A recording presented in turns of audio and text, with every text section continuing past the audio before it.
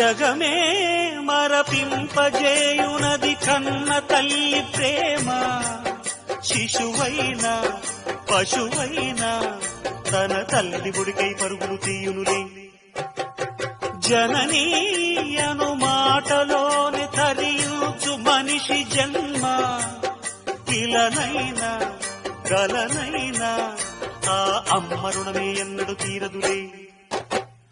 ప్రాణం నా ధ్యానం మా అమ్మ కోసమని ఉన్న బ్రతికున్న మా అమ్మే లోకమని.